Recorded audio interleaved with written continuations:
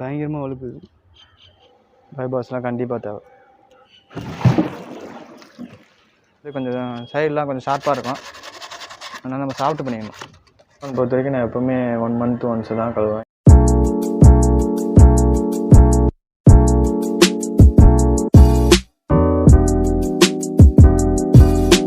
Hi guys, எல்லாருக்கும் வணக்கம் and welcome back. இன்றைக்கி வந்து பார்த்திங்கன்னா நம்மளோட தொட்டிலாம் வந்து நம்ம கொஞ்சம் ஆல்ட்ரு பண்ணி கழுவி ரெடி பண்ண போகிறோம். ஃபுல்லாக வந்து க்ளீன் பண்ணி நம்ம வந்து ரெடி பண்ண போகிறோம். ஃபஸ்ட்டு வந்து பார்த்திங்கன்னா நம்மளோட அப்டேட் வந்து பார்த்துலாம், நம்ம விட்ட மீன்லாம் எப்படி இருக்குதுன்னு பார்த்துடலாம். இப்போ வந்து பார்த்திங்கன்னா நம்மளோட அலிகேட்டர் இருக்கார் வந்து பாருங்கள். இதில் வந்து சரியாக தெரியல. நம்மளோட ஜெயின் குரவி, அதுக்கப்புறம் பார்த்திங்கன்னா நம்மளோட சில்வர் அரவணா எல்லாமே வந்து நல்லா தான் இருக்குது. நம்மளோட ஒயிட் ஷார்க்கு புதுசாக இப்போ எடுத்துகிட்டு வந்தது இந்த ஒயிட் ஷார்க்கு, இதுவும் நல்லா தான் இருக்குது. நம்மளோட பிளாக் ஷார்க்கு நம்ம சின்னது, இது பெருசு வந்து அது இருக்குது பாருங்கள், இதான் பெருசு. நம்மளோட கேட்ஃபிஷ் வந்து அங்கே இருக்குது. ஏன் இந்த தொட்டியை வந்து நான் கழுவுறேன்னு பார்த்தீங்கன்னா, ஃபஸ்ட்டு நான் கழுவ மாட்டேன், வாட்டர் சேஞ்ச் மட்டும் தான் பண்ணுவேன். இப்போ பார்த்தீங்கன்னா ஒயிட் மீன் மட்டும் வீடியோவில் கிளியராக தெரியுது, ஆனால் மிச்ச மீனில் வந்து இருக்குதே வந்து தெரிய மாட்டேங்குது. இப்போ பாருங்கள், அரவணாலாம் எங்கே இருக்குது தெரியுது, ஆனால் வந்து எங்கே இருக்குதுன்னு தெரியல, கிளியராக தெரியல. அதனால் வந்து நான் கீரை மட்டும் பாசியை மட்டும் வந்து நான் க்ளீன் பண்ணி எடுக்கலான்னு ஒரு ஐடியா.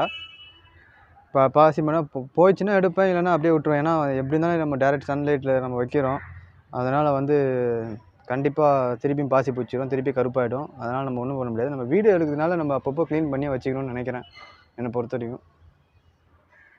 இப்போ இந்த மீன்லாம் வந்து இந்த ஷார்க்கு அந்த ஷார்க்லாம் வந்த பிறகு இப்போ நம்ம பழைய மீன் விட்ட மீன்லாம் வந்து பார்த்திங்கன்னா ரொம்ப சின்னதாக தெரியுது.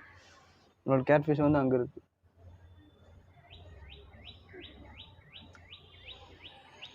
சரி, ஓகே, நம்ம ஃபஸ்ட் இது கழுவுவோம். அதுக்கப்புறம் வந்து பார்த்திங்கன்னா அதுக்கப்புறம் வந்து இந்த தொட்டியை வந்து ஃபுல்லாக தண்ணி எடுத்துகிட்டு இந்த தொட்டியை வந்து பாருங்கள் எப்படி பாசி பிடிச்சிருக்கு. இந்த தொட்டியை வந்து நம்ம வந்து ஃபுல்லாக கழுவிடலாம்.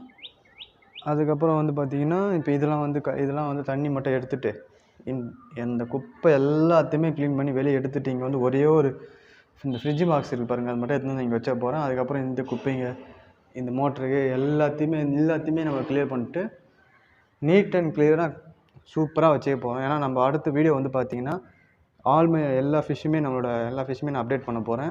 அதனால் கொஞ்சம் கிளியராக பண்ணிடணும் இது எல்லாத்தையுமே. அவ்வளோதான். அதுக்கப்புறம் கீழே இருக்கிற ஃப்ளோரான் டேங்க்கு இது எல்லாத்தையும் நம்ம வந்து இப்போ க்ளீன் பண்ணலாம். வாங்க ஒன்று ஒன்றா க்ளீன் பண்ணுவோம். சரி, ஓகே, இப்போ நம்ம வந்து உள்ளே இறங்குவோம். எந்த மீனும் கிடைக்காமல் இருக்கணும் நம்மளை. ஸோ இது பார்த்திங்கன்னா ஸ்பாஞ்சு நம்ம கழுவுறதுக்காக வாங்கணும். இதில் வந்து ஒரு 1 2 3 4 5 இருக்குது. அதுக்கப்புறம் இந்த மாதிரி ஸ்பாஞ்சு ஒரு 2 ஸ்பாஞ்சு இருக்குது. நம்ம இதை கழுவுறதுக்காக வாங்கினேன். இதோட ப்ரைஸ் வந்து பார்த்திங்கன்னா 88 ரூபா. இதோட ப்ரைஸ் வந்து 88 ரூபா. அதுக்கப்புறம் இது வாங்கினேன். இது வந்து 1.5 அடியில் வந்து 2 வாங்கியிருக்கேன். நம்ம கேட் ஃபிஷ்ஷுக்கு ஹைடிங் ஸ்பேஸுக்காக வாங்கியிருக்கேன். நம்ம க்ளீன் பண்ணிட்டு அதுக்கப்புறம் சாண்ட் பேப்பர் போட்டு தேய்ச்சிட்டு நம்ம இது உள்ளே போட்டுடலாம். ஐயோ, முதல்ல மீன் இங்கேயே இருக்கு. ஏய், போ அப்படியா.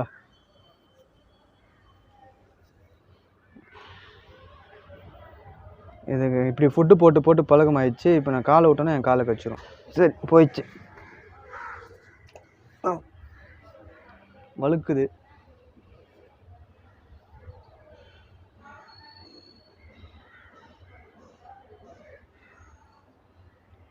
பயங்கரமாக வழுக்குது.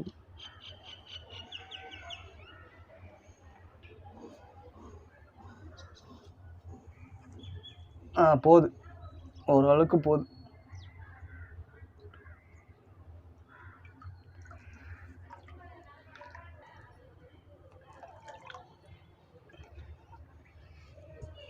இப்போ வந்து பார்த்திங்கன்னா நம்ம தொட்டி கழுவுறதுக்கு முன்னாடி மீன் ஃபீட் பண்ணக்கூடாது. கழுவுன அப்புறம் ஒரு 5 to 6 hours கழித்து நம்ம வந்து ஃபீடிங் போட்டுக்கலாம். இது வேறு என் பக்கத்தில் வந்து ஏய் போ அப்படியா.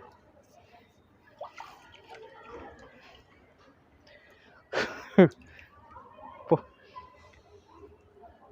கழுவுனுக்கு அப்புறம் 5 hours கழித்து நம்ம வந்து ஃபீடிங் போட்டுக்கலாம். கழுவுறதுக்கு முன்னாடி நம்ம ஃபீடிங் போட்டோன்னா என்ன ஆகும்னா, நம்ம கழுவும் போது எல்லா ஃபுட்டையும் வந்து துப்பிடும், திருப்பியும் சாப்பிடாது. அதுக்கப்புறம் தண்ணி வந்து ரொம்ப இதுவாகிடும். க்ளீன் பண்ண அதாவது ஃபுல்லாக வாட்டர் சேஞ்ச் பண்ணுற மாதிரி ஆகிடும், க்ளீன் பண்ணவே முடியாது, அந்த மாதிரி ஆகிடும்.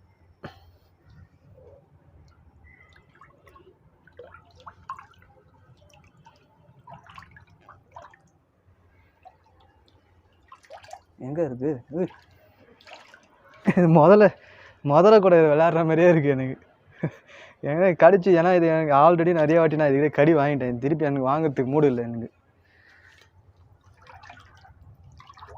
கடிச்சு வச்சுட்டு அதுக்கப்புறம் நம்மளுக்கு எதனா ஆயிடுச்சுன்னா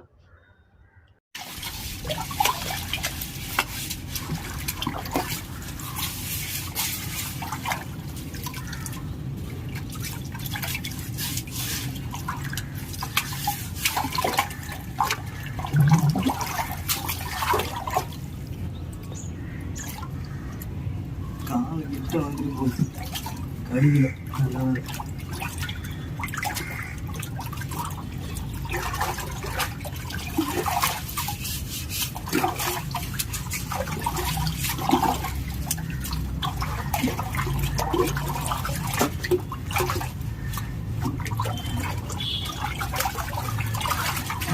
கண்ணே தெரியல.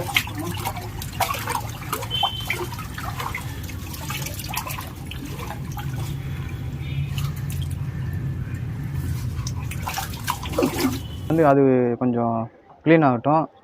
தண்ணி கொஞ்சம் ஃபில் பண்ணி விட்ருக்கேன். இப்போ நம்ம வந்து க்ளீன் பண்ணிடலாம்.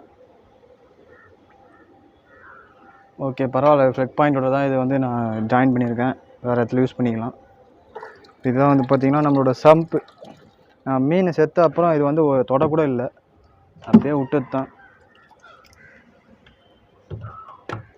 இதை அப்புறம் க்ளீன் பண்ணிக்கலாம். ஃபில்ட்ரு வந்து ஒர்க்கிங் ஸ்டேஜ் தான், அதனால் இதை எடுத்து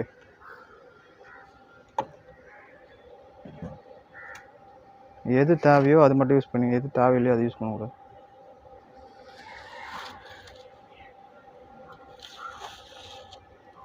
இதெல்லாம் தேவை.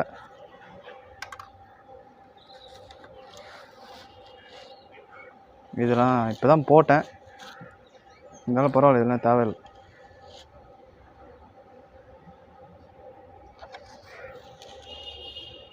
இதெல்லாம் நம்மளுக்கு தேவையில்லை. இந்த உரமும் போட்டுடலாம். இதெல்லாம் நம்மளுக்கு தேவையில்லை. இது தேவை.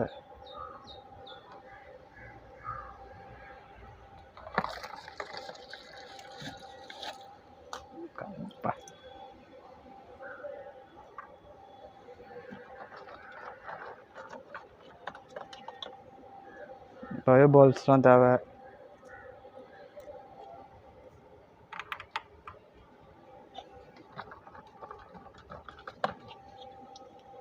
பயோ பால்ஸ்லாம் கண்டிப்பாக தேவை. ஃபில்ட்ரு வந்து பார்த்தீங்கன்னா எங்கேயோ லீக் ஆகுது. அந்த இடத்த மட்டும் கண்டுபிடிச்சிட்டு எம்சிஎல் போட்டு ஒட்டிட்டோன்னு வச்சுக்கோங்களேன், யூஸபிள்.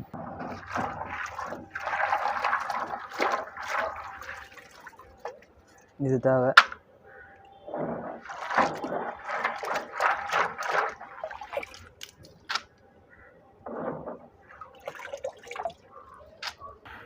இது என்னால் கவுக்க முடியுமான்னு தெரில.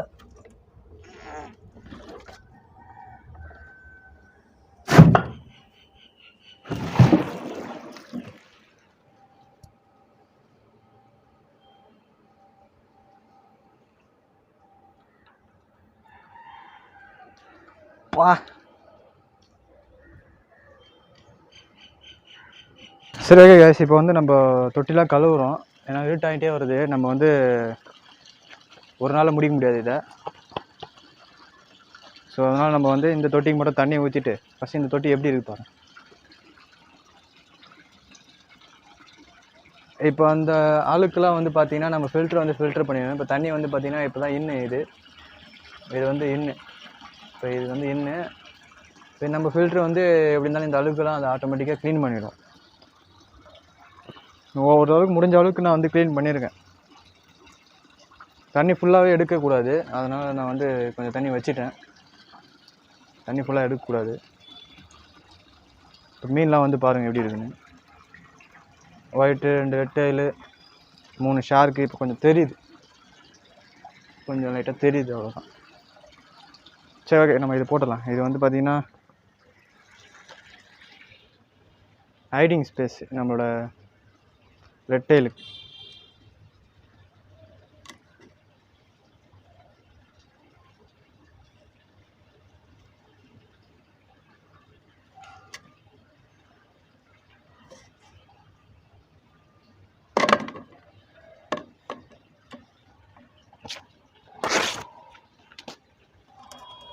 இது வந்து கொஞ்சம் சைடெலாம் கொஞ்சம் ஷார்ப்பாக இருக்கும், அதனால் நம்ம சாப்பிட்டு பண்ணிக்கணும். எட்ஜஸ்லாம் கொஞ்சம் ஷார்ப்பாக இருந்தால் மீனோட செதில் ஸ்க்ராச்சஸ் வரும்.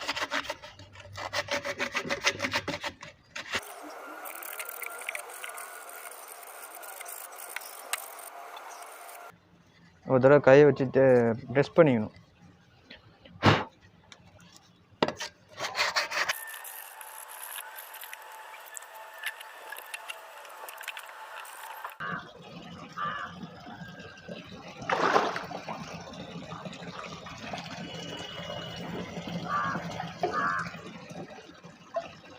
அது ஷார்க்கே உள்ளே போயிடும் போல இது, அவ்வளோ பெருசாக இருக்குது.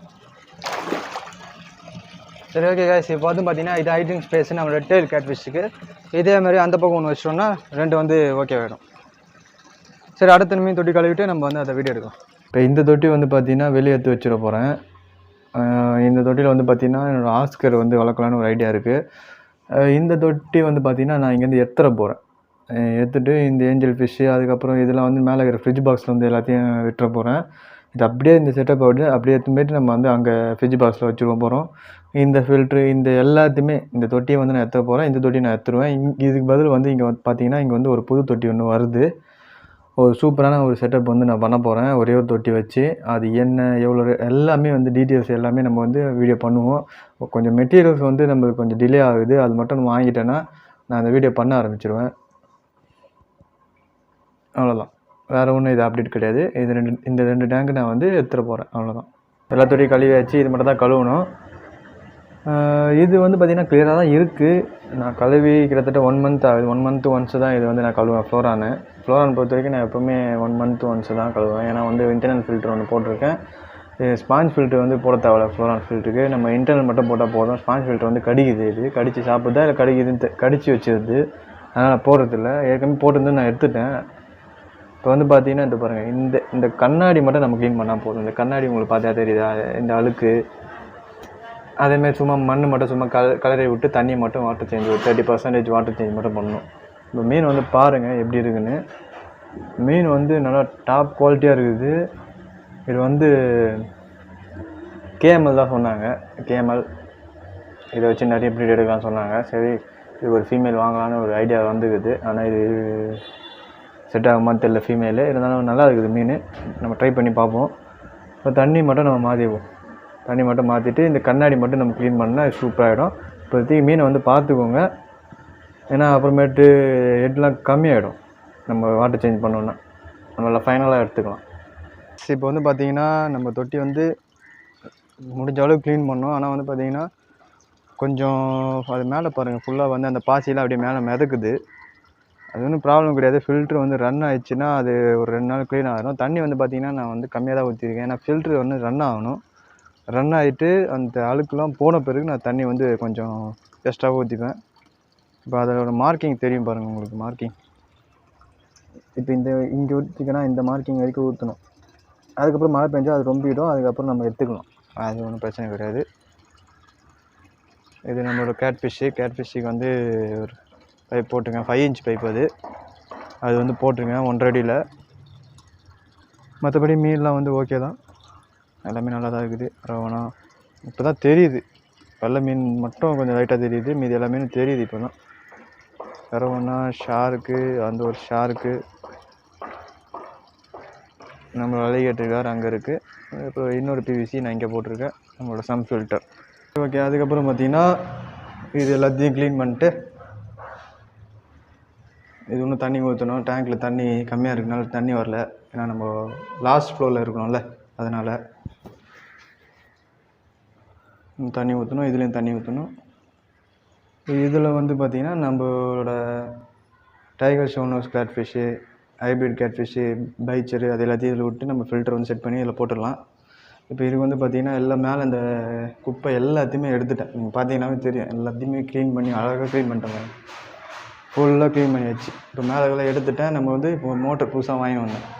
இது ஒரு மோட்டர் போட்டுருவோம். இப்போ ரெண்டு அவுட்லெட் வருதில்ல, ஒன்று வந்து ஃப்ளோரானுக்கு, இன்னொன்று வந்து இந்த டேங்க்குக்கு வந்து நான் கனெக்ட் பண்ணிடுவேன். அவ்வளோதான். இப்போ அடுத்து வந்து அந்த டேங்க்.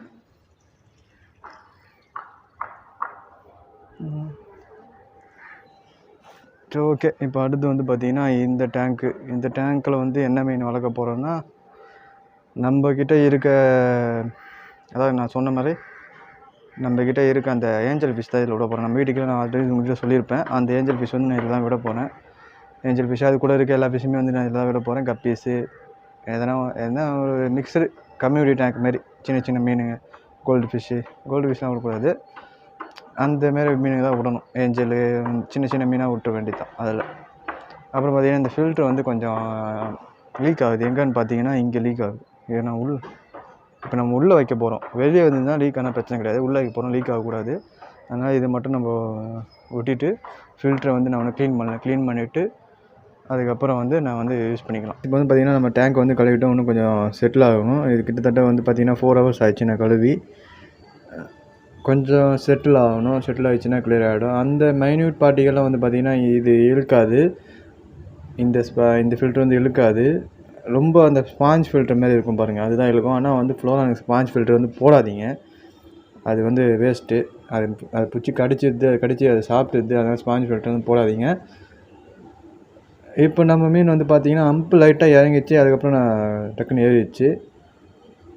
ஓரளவுக்கு பரவாயில்ல. இது வந்து பார்த்திங்கன்னா கேஎம்எல் ஆல்ரெடி சொன்னது தான். சாண்டு வந்து பார்த்திங்கன்னா ரெட் கலர் சாண்டு போட்டுருங்க. ஃப்ளோரானிக் சாண்ட் போடக்கூடாது சொல்லுவாங்க. அதெல்லாம் ஒன்றும் கிடையாது. போடலாம், தாராளமாக போடலாம். அது ஒன்றும் பண்ணாது, அழகாக தான் இருக்கும். இப்போ ஃபீடிங் மட்டும் பார்த்திங்கன்னா இப்போ நம்ம இன்றைக்கி க்ளீன் பண்ணுறோன்னா நாளைக்கு காலைல தான் போடணும். அன்றைக்கே வந்து போடக்கூடாது. இல்லைன்னா ஒரு 8 hours அந்தமாரி லேட்டாக போடணும்.